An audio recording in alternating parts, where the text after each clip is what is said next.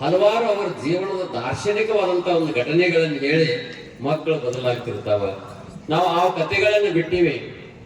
ರಾತ್ರಿ 10-12 ಗಂಟೆ ತನಕ ನಾವು ಟಿವಿ ನೋಡಿದ್ರಂದ್ರ ಟಿವಿಯಾಗ ಅತಿ ಹೆಚ್ಚು ತೋರಿಸೋದು ಯಾವ್ದಂದ್ರ ಇವತ್ತು ಹಲವಾರು ಕೊಲೆ ಆದದ್ದನ್ನು ತೋರಿಸ್ಕೋತಿರ್ತಾರ, ಹಲವಾರು ರೇಪ್ ಕೇಸ್ಗಳನ್ನು ತೋರಿಸ್ಕೋತಿರ್ತಾರ, ಕಳತನ ಹೆಂಗ್ ಮಾಡಿದನ್ನು ಕೇಳಿಸ್ಕೋತಿರ್ತಾರ. ಹಿಂಗೆಲ್ಲ ಕೇಳಿಸ್ಕೋತ ಮಕ್ಕಳಿಗೆ ಹೆಂಗ ಬರಾಕೈತಿದಂದ್ರ ಆ ಸಂಸ್ಕಾರ ಬೀಳಬಾರ್ದು.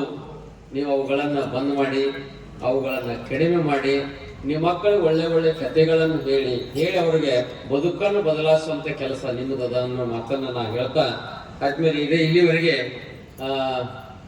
2-3 ದಿನಗಳ ಮುಗಿದು ಇವತ್ತು 4ನೇ ದಿನಕ್ಕೆ ನಾವು ಪಾದಾರ್ಪಣೆ ಮಾಡಿದ್ದೇವೆ. ಪಾದಾರ್ಪಣೆ ಮಾಡಿದಕ್ಕಿಂತ ಇನ್ನು ಕ್ಷಣ ಹೊತ್ತಿನಲ್ಲೇ ಈ ಕಾರ್ಯಕ್ರಮ ನಾವು ಮುಕ್ತಾಯ ಸಮಾರಂಭಕ್ಕೆ ಬಂದಿದ್ದೇವೆ.